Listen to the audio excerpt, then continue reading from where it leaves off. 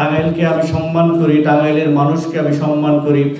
আপনারা কখনোই কোনো অশান্তি চান না, আপনারা সব সময় শান্তির দিকে ধাবিত হয়েছেন। এই শান্তির যে প্রত্যাশা আপনাদের মধ্যে রয়েছে, এর কারণে এই সম্প্রীতির র্যালি, সম্প্রীতির বন্ধন। আমরা শুধু র্যালি করে কিংবা বক্তব্য দিয়েই সীমাবদ্ধ থাকব না। আমরা প্রত্যেকটা জিনিস মাথায় ধারণ না করে অন্তরে ধারণ করব। আমরা যদি অন্তরে ধারণ করি সেটা চিরায়ত থাকে। আমরা হিন্দু, মুসলমান, বৌদ্ধ, খ্রিস্টান, আমরা ভাই ভাইয়ের মতো টাঙ্গাইলে থাকি।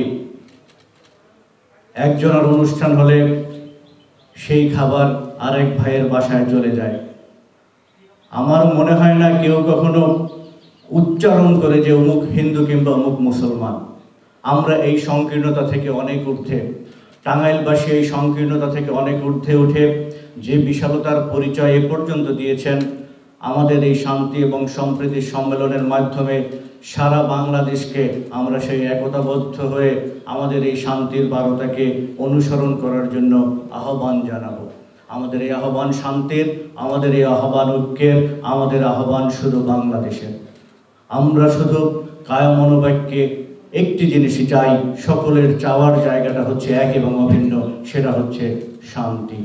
আমরা শান্তিতে বসবাস করতে চাই, আমরা একে অন্যের সাথে আনন্দ ভাগাভাগি করতে চাই, আমরা এমন একটি শহর তৈরি করতে চাই, এমন একটি জেলা তৈরি করতে চাই, আমাদের শান্তি দেখে সবাই যেন শান্তির দিকে ধাবিত হয়।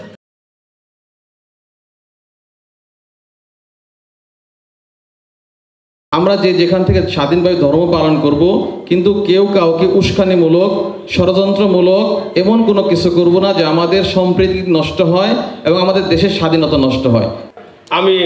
আমরা সকলেই যদি আমাদের ধর্মের অনুশীলন মানি, তাহলে এই বাংলাদেশের মধ্যে কোনো ফাসাদ সৃষ্টি হওয়ার কথা নয়। আমি কার সঙ্গে যুদ্ধ করব? সবাই তো আমার আত্মীয়, আমি কারোর সঙ্গে যুদ্ধ করতে পারবো না। ক্ষমার মহত্ব গুণ তার মধ্যে ছিল।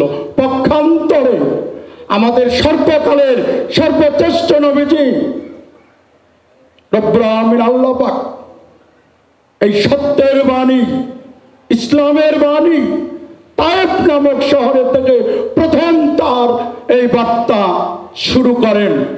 আমাদের প্রত্যেক ধর্মেই বলেছে সম্প্রীতির কথা, শান্তির কথা।